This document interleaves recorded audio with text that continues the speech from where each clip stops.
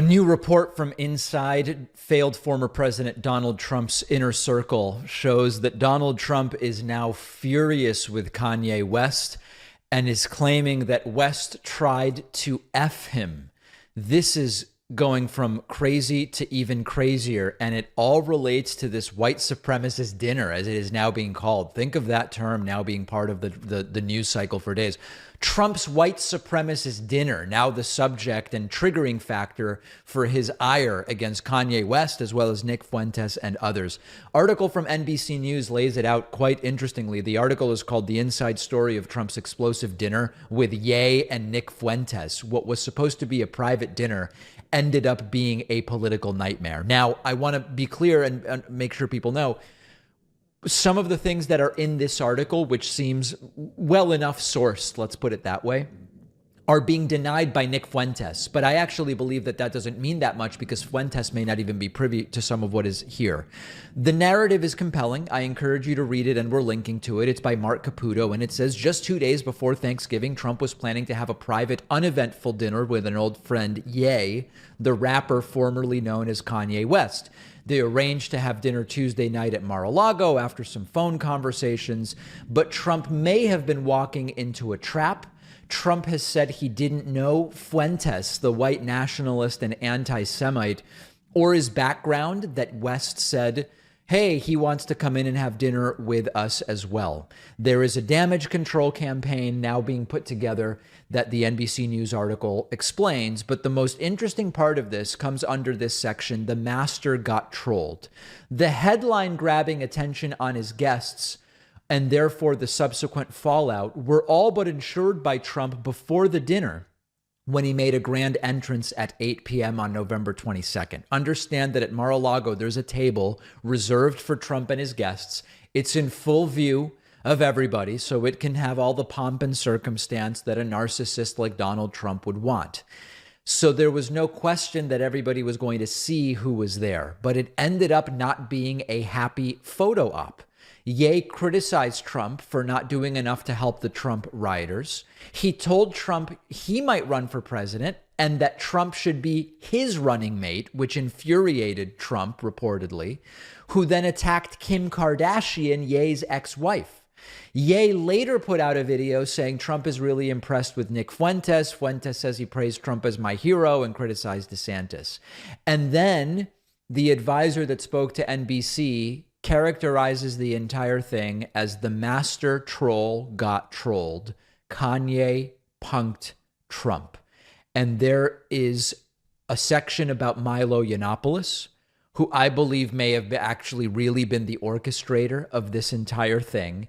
And the most interesting paragraph maybe of the article, Trump fumed afterward that Ye had betrayed him by ambushing him. Quote, "He tried to F me. He's crazy. He can't beat me," Trump said, according to one confidant, who then relayed the conversation to NBC News.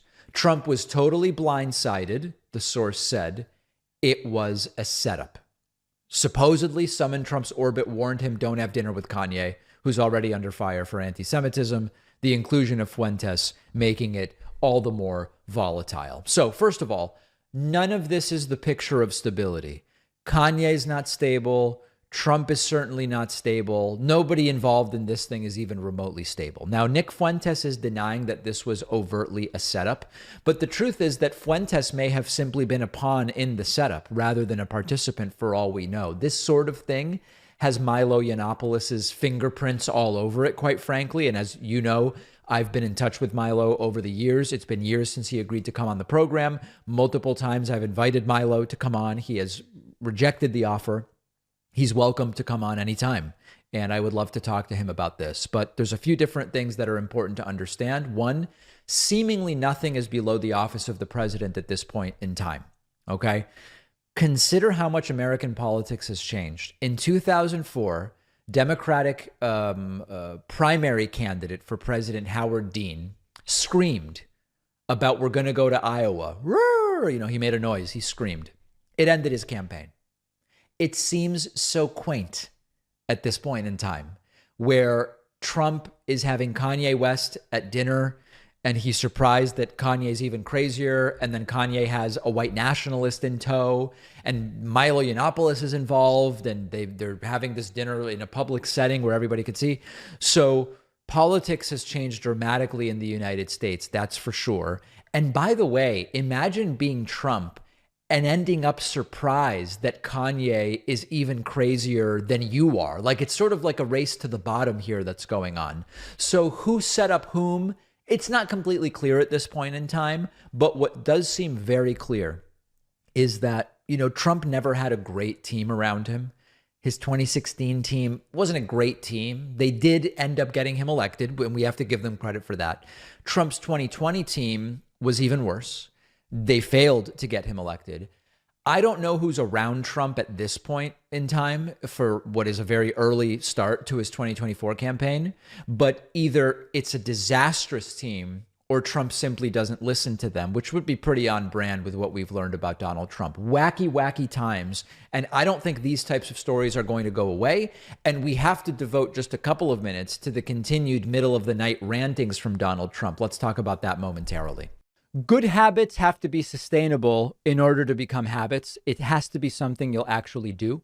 And when it comes to nutrition, some people have hours to plan out every meal, their exact vitamin intake.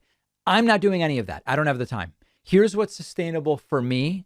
I start my day with just a single scoop of AG1 from Athletic Greens. It gives me the entire day's worth of the 75 high quality vitamins, minerals, and probiotics I want from whole food sources. It's just simple. It's just one scoop of AG1. I get all the nutrients I want. I don't have to do any math, use my protractor, my TI-83, or take a bunch of different capsules and pills. It's not some kind of wacky supplement making a bunch of crazy claims. I would not promote something like that. AG1 is just a simple product that does what it says it does. It gives you the daily nutrients and vitamins you likely want, vitamin A, C, E, magnesium, zinc, potassium, in one simple scoop. You keep your body nourished. You'll also get a free year supply of vitamin D, which I take in the winter, plus 5 free travel packs at athleticgreens.com/Pacman. The link is down below.